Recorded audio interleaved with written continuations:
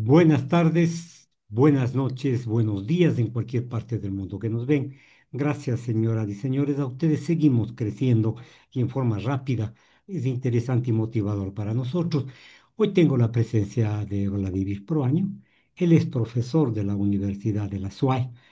Sí conoce la situación económica del país, maneja justamente para enseñar a sus estudiantes. La situación del país este rato como que se encuentra en pleno conflicto. Por un lado, el presidente de la República decreta estado de emergencia en algunas provincias, incluso con toque de queda. Por otro lado, los campesinos señalan de que debemos nosotros tener precaución en los alimentos, en fin, en la compra de alimentos. ¿Esto de lado y lado no está paralizando al país y causando problemas, Vladimir? Sin duda, doctor, buenas tardes, buenos días, buenas noches, con los que nos escuchan, nos ven. Efectivamente, pienso que siempre los temas que dicen los que tienen una opinión en el país siempre traen alguna conmoción, positiva o negativa. En este caso, una perspectiva, un enfoque negativo, puesto que la gente se asusta y corre a crear un ambiente especulativo y eso daña las perspectivas de los empresarios, afecta a otros consumidores un poco más informados, pero resulta difícil poder controlar este tipo de rumores si es que desde la autoridad no da mejores señales, mejores expectativas para los agentes económicos. Si invitara a un diálogo formal, público, como el que se intentó hacer, recordará usted, con la presencia de la iglesia y todo, tuvieron todos los medios, etcétera, pues capaz que eso era importante para poder bajar estos ánimos que deben estar hoy por hoy muy altos en casi toda la población. Entonces, ¿usted cree que una mediación podría llevar a que se bajen las tensiones cuando por un lado y por otro lado existen posiciones extremas, diría yo, fuertes? La Iglesia Católica tiene gran presencia, por cierto, dentro de nuestro pueblo ecuatoriano, pero ¿cuáles serían las fórmulas o cuáles serían las medidas que se tomaría para que la Iglesia Católica, quiero decir, el resultado de una encuesta o de una conversación entre el gobierno y los indígenas, cuáles serían las propuestas que se realizarían, Vladimir? Vea, doctor, yo pienso que la mediación de la iglesia en un país como el nuestro termina siendo muy útil para, como usted bien lo señala, bajar las tensiones. Pero ¿qué hacer? Bueno, primero hacer entender que en esto hay dos posiciones muy claras. Yo creo que la una es una posición en donde hay compromisos con el Fondo Monetario para mejorar llamemos así, el flujo de caja del país. Esto significa procurar reducir el gasto público, tratar de ajustarnos a que la economía ecuatoriana tenga una cantidad de recursos que asegure la sostenibilidad de las finanzas públicas. En ese sentido, lo que hay que ver con la intermediación de la Iglesia es hacer entender, tratar de buscar cómo hacer comprender que el subsidio, que la eliminación del subsidio tiene una connotación que a lo largo de estos años en el Ecuador le viene haciendo daño y en verdad a las finanzas públicas le vuelve insostenible. Pero no está bien cuando dejan entredicho huecos que, si no se aclaran, causan estas tensiones, porque ya se especula con el precio del gas, ya se está diciendo que todo va a subir y entonces yo corroboro con eso y entonces la economía se vuelve caótica. Pero si la iglesia media ya hace entender que una estrategia para la sostenibilidad es reducir el gasto público, al menos que no provoca crecimiento, y tratar de encontrar una fórmula adecuada de endeudamiento, porque yo sí soy, yo que he estado en la banca y sé hasta dónde puede extenderse el endeudamiento de una economía, de una persona, de una familia, de una empresa, creo yo que adecuadamente manejando un endeudamiento para poder lograr el crecimiento que requiere este país para dinamizar la economía, creo que la iglesia juega un papel fundamental. Pero la iglesia tiene que ser la iglesia, la que represente la economía del bien común, la iglesia que represente el poner la casa en orden. Y la casa se pone en orden cuando uno no gasta más de lo que tiene. Si eso logro yo hacer entender en estas comisiones, en este diálogo, yo creo que podemos tener éxito más adelante. Un mediador, un buen mediador, ayuda a Un- solucionar los conflictos. Pero yo diría una circunstancia, no sé, Vladimir, si usted esté de acuerdo conmigo, en el sentido de que las ayudas, los bonos, los dinero que va a entregar el gobierno a los transportistas, a los agricultores, en fin, según varios economistas y varios analistas, dicen que supera y en largo el ahorro de los 1.080 billones que propone el gobierno nacional. ¿Cree usted que se podría dar así este tipo de bonos, de este tipo de cosas, rompiendo lo que, o rompiendo la alcancía que supuestamente está vacía y que va a tener 1.080 millones? Mire, esto es una cuestión también de datos, en verdad, porque he escuchado por ahí que el gobierno, si quiere, como el concepto que ha usado, ¿no? Porque es importante el concepto que ha usado, de compensación. Es Ujú, decir, por un lado, le reduzco el gasto público, porque eso tiene un efecto distorsionador, etcétera, pero por otro lado, hablo de compensación. ¿Y a quién voy a compensar? Bueno, ha identificado los sectores. Pero ¿qué tantos están identificados los sectores? Por información, investigación, evidencia empírica, se tiene mapeado este país. Sí sabemos quiénes son y en dónde están los que realmente necesitan las ayudas, pero eso tiene que ser también un proceso transparente. Pero se ha dicho que hay sectores, por ejemplo, pongo el ejemplo de los bolqueteros, que no son cooperativas o empresas de transporte, sino son simples asociaciones y muy probablemente no son identificados para el gobierno, por lo ujú. tanto no están dentro de la estadística de las personas que van a recibir la compensación y sin embargo ellos cumplen un rol importante en la dinámica de la economía. Entonces, en la medida en que podamos identificar con toda la inteligencia de datos que tenemos ahora, con toda la ciencia de datos que tenemos ahora, sí podemos llegar y buscar dónde colocar adecuadamente los recursos para que en el neto realmente le quede recursos al Estado para que pueda seguir cumpliendo con sus funciones básicas como salud, educación, sobre todo seguridad, salud. La salud es un tema que me preocupa muchísimo. Bien, la optimización de los recursos siempre ha sido recurrente este término en la situación de los países pobres. Recortar el gasto social, pues priorizar las necesidades. No se puede hacer porque no hay planificación en este país de la noche a la mañana. Se les ocurre a los gobernantes cualquier situación.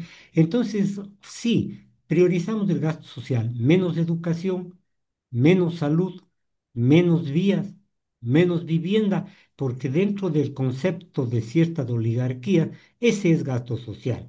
¿Cree usted que por ahí debido el recorte no agudizará esta situación más la situación precaria que vivimos?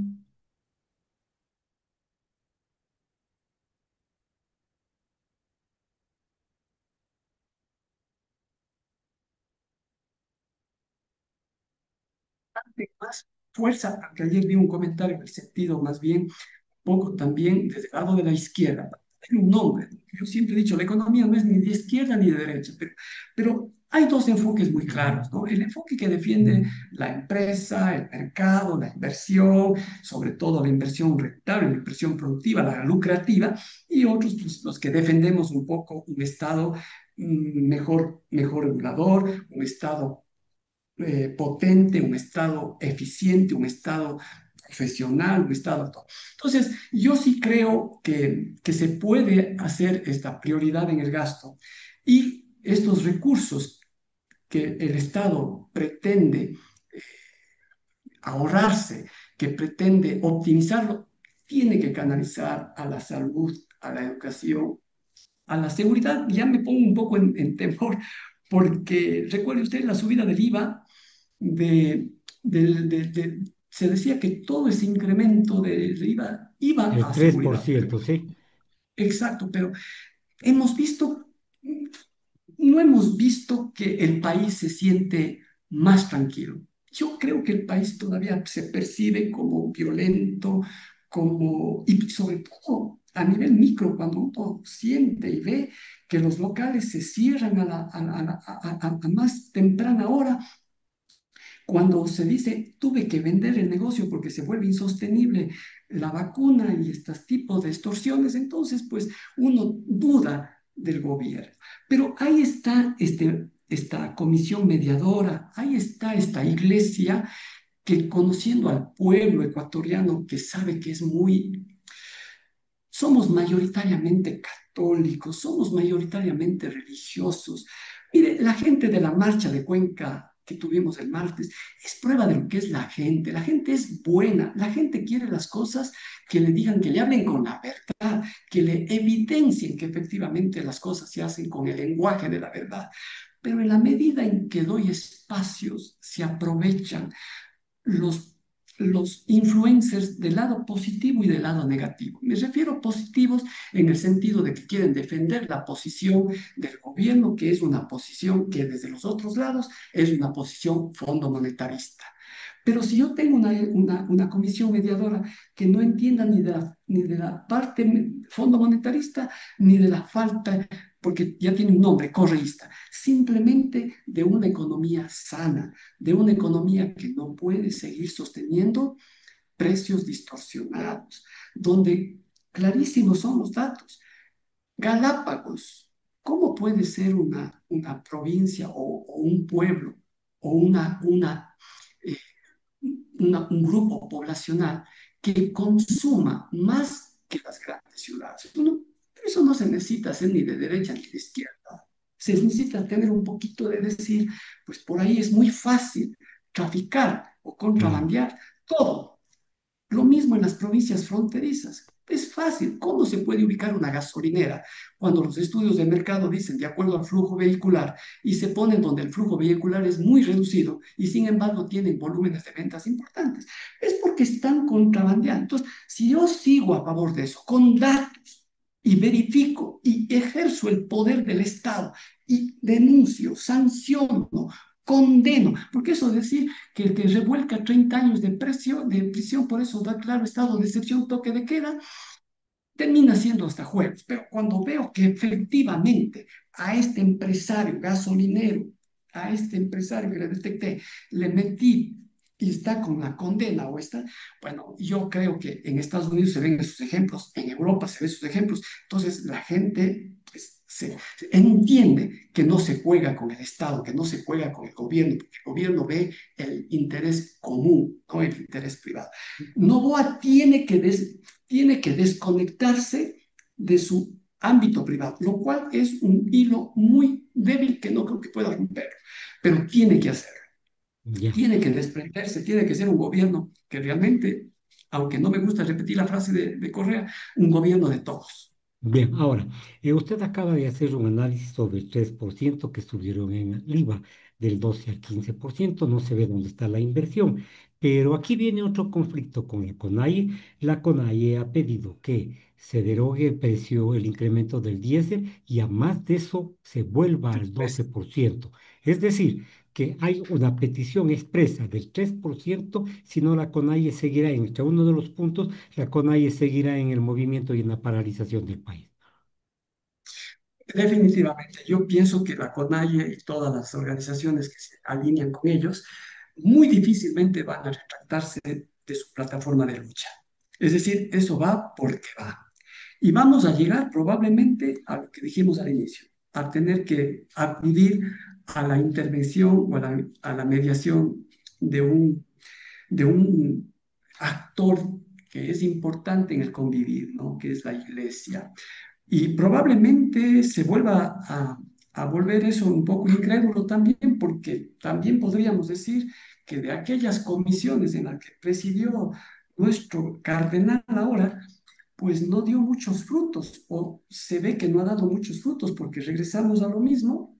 Caramba, nos encontramos en una situación psicológica en la que parece ser que no nos vamos a poder entender.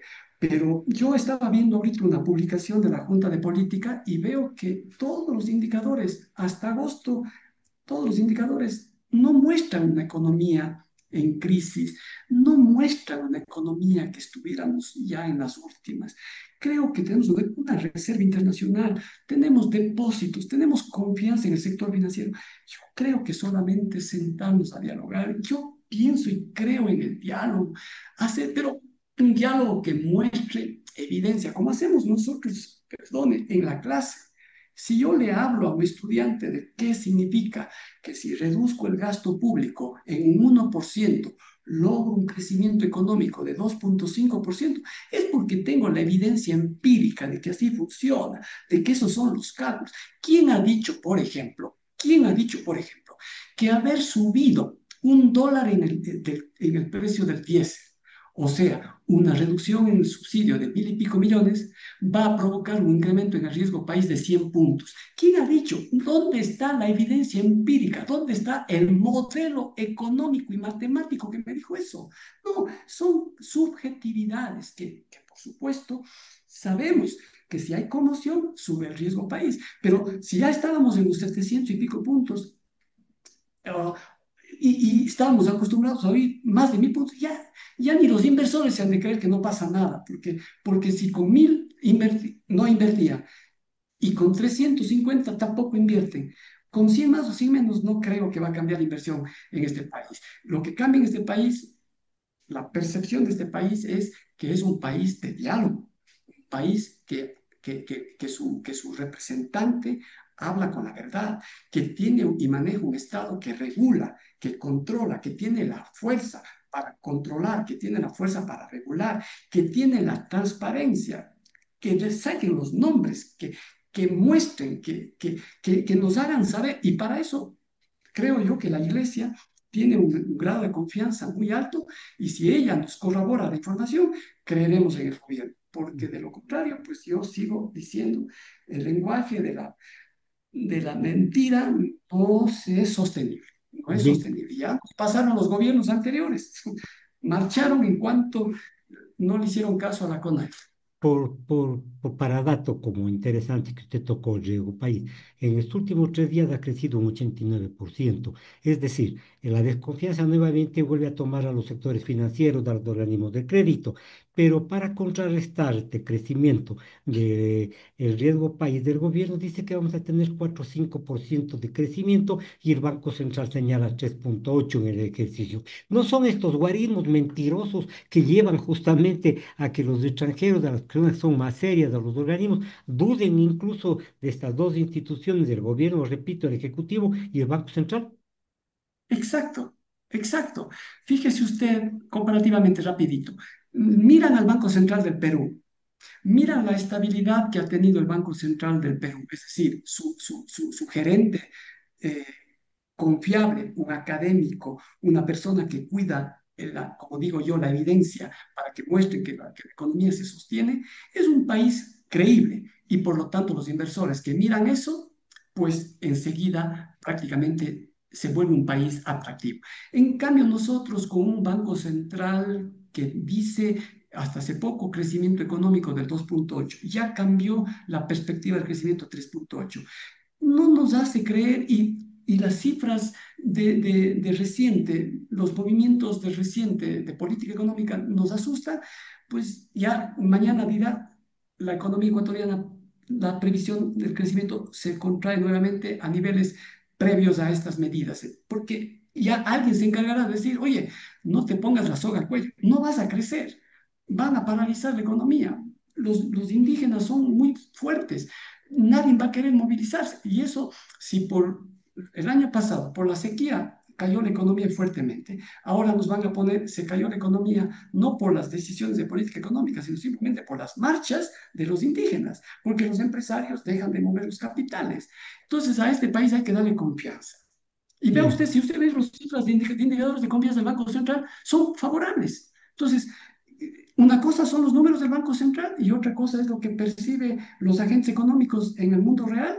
Pues eso, alguien tiene que encargarse de despejar y ser transparentes en los números. Ahora usted señaló una situación que aparentemente es positiva. Aparentemente digo, si discrepo con usted, le ruego me disculpe, pero la idea No, es por eso aclarar el estamos. panorama. Usted dice que ha crecido los depósitos bancarios. Sí, efectivamente, un 25% en el ejercicio de 2025. Pero ¿esto qué significa? Que hay más ahorro, entre comillas, o hay inmovilización del capital. Es decir, no hay los frentes necesarios para la inversión y la gente prefiere mejor poner en pólizas. Usted toca este tema, a mí me apasiona, es mi línea de investigación, la banca, porque también no se ha dicho todavía de qué dependen los depósitos bancarios, cómo se mueven los depósitos bancarios, cuál es el tiempo promedio de maduración de los depósitos en este país. Lo Ujú, cierto es que hay un movimiento del dinero, eh, eh, y yo lo suelo poner así, entre la banca formal y la banca en la sombra. Entonces, cuando hay buenas noticias en la economía, pues la banca formal se robustece. Y cuando las noticias no son tan buenas, la banca en la sombra se fortalece. La banca en la sombra me refiero a todos los refugios a los cuales los depositantes quitan dinero en la banca y van y buscan alternativas de inversión. ujú. Hoy por hoy, las tasas de interés no son atractivas para la inversión financiera. Estamos hablando que la tasa pasiva referencial, 5,73%, no me es atractiva si me comparo hace un año y medio atrás, que eran del 8 o 9%. Claro, sí, sí. Pero en cambio, pero en cambio, los depósitos suben y hay que preguntar lo que también se dijo en algunos. Yo recuerdo esta entrevista a un alto funcionario de la Policía Nacional, como que hemos avalado el lavado de dinero. Es decir, no vaya a ser que se esté filtrando a través del sistema financiero realmente dinero de actividades no legítimas. Entonces, porque cierto es que el crédito crece, pero el ritmo de crecimiento es menor. Porque claro, todavía también, porque mire usted, estoy viendo las cifras, ¿no es cierto? El consumo de los hogares aumenta. O sea, ¿cómo es esto, no? Aumenta el consumo, entonces tengo que promover la inversión para que pueda ajustarse la economía. Yo acabo de hacer una tarea y estoy viendo las variaciones de inventarios Ya. a nivel nacional, la variación de existencias, y nos estamos viendo de que existe variaciones negativas. Esto quiere decir que todavía hay espacio para la producción. Es decir, hay una demanda que todavía no está siendo atendida y que probablemente si no se pone confianza en inversión, vamos a tener pagando un poco de inflación hacia adelante. Y de hecho se siente, ¿no? Porque ya el indicador de septiembre de seguro terminará inflado porque ya desde el día viernes 10 12, ya con el anuncio, ya los principales productos de la canasta subieron, ¿no? La cebolla, subió la guayaba, subió la mora, subió la fruta, las verduras y todo eso. Entonces, ya tendremos argumentos. Y el Banco Central es fácil decir. A veces la inflación también hay que volverlo a revisar si está bien medida, ¿no? Hay que Ujú. revisar también la medición de la inflación, porque cuando uno hace los cálculos muestreando datos en simple hoja de Excel, los niveles de inflación son diferentes a los que publica el Banco Central. De todas maneras, creo yo que la situación de los depósitos y del crédito dan muestra que hay un espacio en el Ecuador para lograr crecimiento económico. Bien, usted ha indicado que el crecimiento de los precios en el mercado se ha dado, especialmente partiendo de la canasta básica. Sí, existe más consumo en situaciones que no deberían darse en una época de crisis, yo que sé, vivienda, perdón, ropas, joyas, en fin, restaurante, en fin. Pero sin embargo, se da este tipo de comportamiento. No tenemos plata, pero los locales de comida están llenos y a veces repletos, no hay cupo. Ahora, dentro de la canasta básica se señala que esta poco a poco se ajustará. Realicé una entrevista hace unos días y decían que el mercado es el que fija los precios, que no hay por qué preocuparse, que si no hay demanda, la oferta cada vez está superior a la demanda, entre los precios se equilibran. ¿Cree usted que esa tesis de libre mercado todavía funciona? Sí, digo yo en sentido simplemente de que más bien cuando uno se va a los productos de la canasta básica, ¿no es cierto? Recuerde usted, arroz, pongamos el ejemplo, azúcar, pongamos el ejemplo, y cualquier otro, papas, que usted quiera, pues todo depende de las grandes empresas. Yo Mm. Le voy a poner el caso del ajo, porque tengo conocimiento específico del ajo. Cuando yo quiero que suba el precio del ajo, yo soy el mayor importador de ajo de este país y tengo los mayores cuartos fríos para congelar el ajo. Entonces yo provoco la escasez y yo provoco la inflación.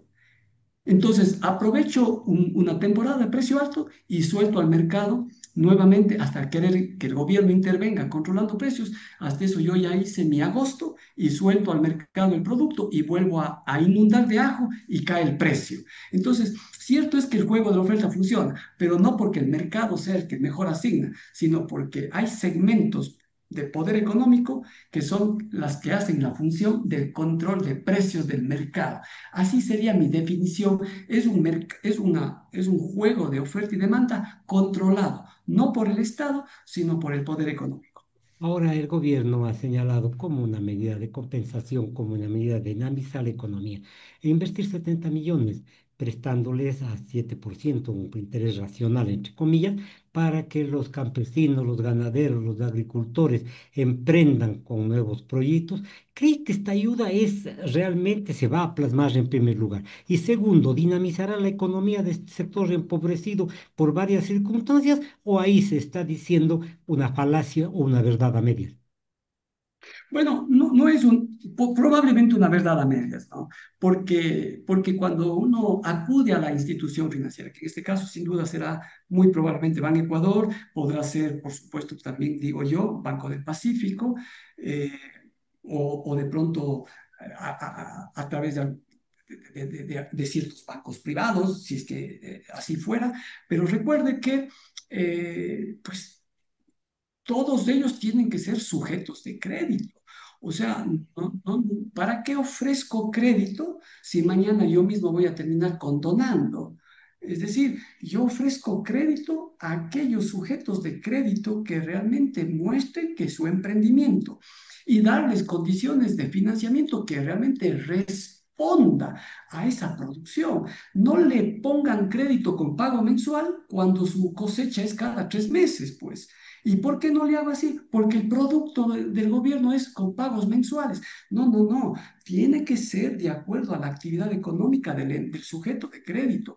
Entonces, crédito bien estudiado a la actividad económica bien medida, yo estoy seguro que tendrá éxito esa política. Pero si lo hago solamente por mencionar, por hacer que se voy a compensar y al interior de las organizaciones o de los, como yo digo, en la parte ya de la operatividad, encuentro a tener estos problemas, pues es una mentira o una verdad a medias. Bien, por cierto, usted acaba de decir una gran verdad, pero los créditos para ir a sacar a una persona de a pie, $3.000, le piden antecedentes, le piden cuentas corrientes de cuenta, le piden si tiene vehículos, si tiene un garante que tenga terrenos, en fin. Es decir, el crédito se vuelve únicamente vocablo. No hay efectivamente en la práctica esa facilidad.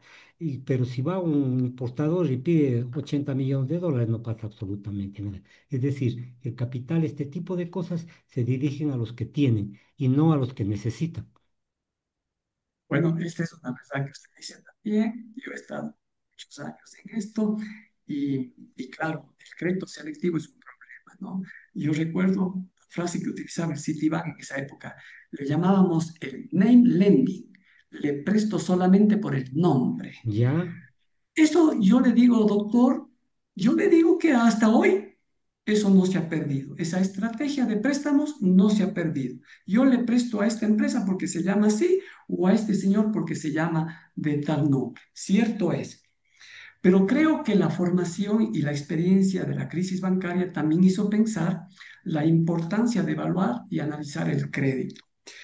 Yo creo que cuando usted tiene funcionarios que saben entender los dos lados, porque hay que manejar un mismo lenguaje, el banquero y el empresario, de cualquier tipo, porque si yo quiero hablar solo con el empresario poderoso, ya no estoy hablando el mismo lenguaje.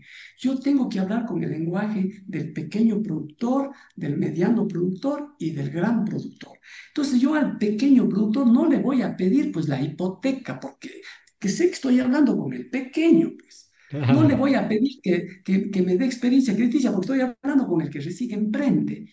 Pero si yo estructuro que eso ha sido mi especialidad, estructurar créditos acorde al sujeto de crédito. Doctor, le doy mi palabra que Claro, usted claro. crece, porque la administración crediticia no tiene bandera política, tiene una técnica que entiende al sujeto de crédito.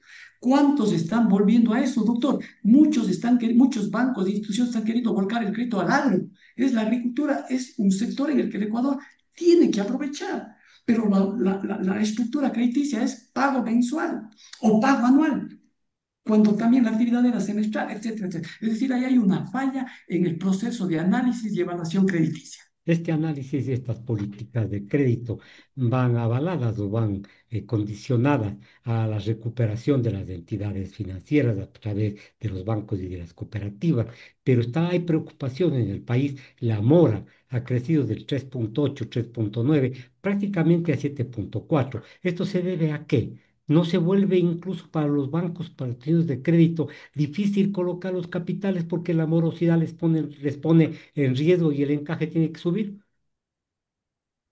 Y sin duda, ¿no? Sin duda, yo diría que un factor que explicaría la morosidad es consecuencia de la tasa de interés.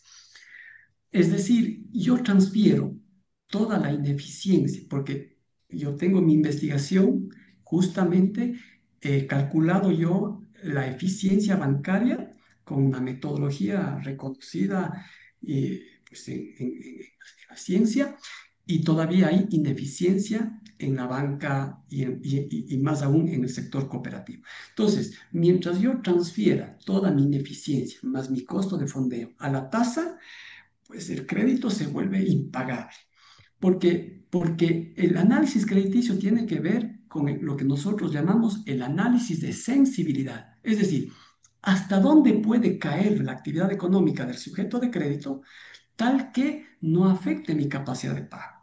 Entonces yo puedo monitorear esta proyección de la morosidad para poder ajustar al sujeto de crédito. Pero también, doctor, yo no sé, no he estado muy al tanto de lo que está haciendo CREA. Por ejemplo, permítame poner el ejemplo porque ya pues como el seguro de postos cubrió a los hasta 32.000 y todavía hay algunos pocos inversores o depositantes que tuvieron depósitos altos y que están a la espera de la recuperación de los activos, es decir, de la cartera, y nadie ha dicho cómo está calificada esa cartera, cómo es esa, porque eso es lo importante que debió haberse dicho desde un principio.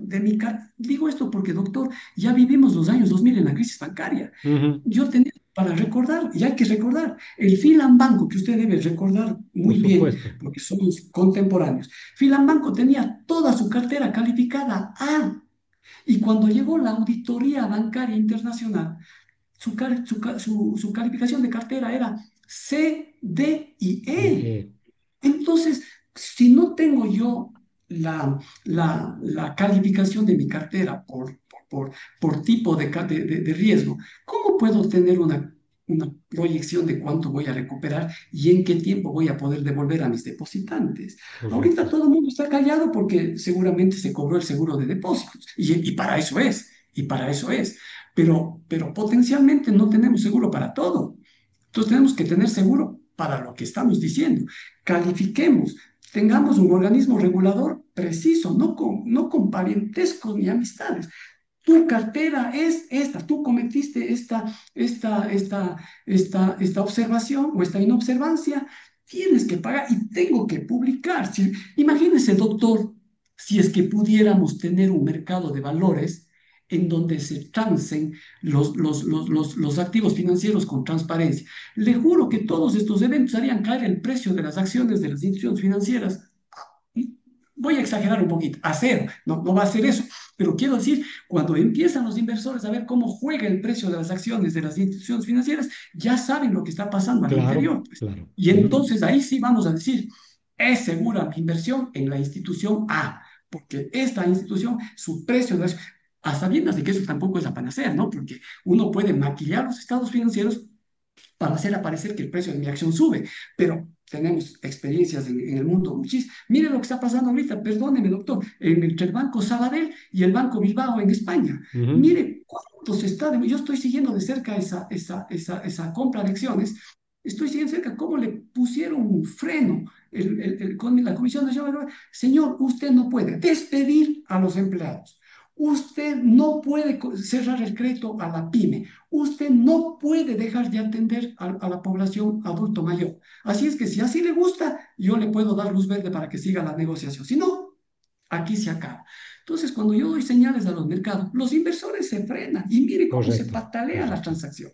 Acá no tenemos no sabemos si un balance de la compañía hoy día está bien, mañana está mal, porque no nos informan. Los que leemos los estados financieros de la banca, porque salen trimestralmente, sabemos qué banco está bien, qué cooperativa está bien. Pero de las Correcto. empresas no sabemos sino hasta 5 meses después de cerrar el año. Y eso también, si es que hay Y declaraciones. eso también. Vladimir, permítame cerrar la entrevista, le agradezco sobremanera. Hoy conversé con Vladimir Proaño, profesor de la Universidad de la UDA en Economía, y voy a resumir la entrevista en dos palabras para despedirnos. La gente no paga porque no quiere, sino porque no tiene. Buenas tardes, buenas noches. Gracias. Buenas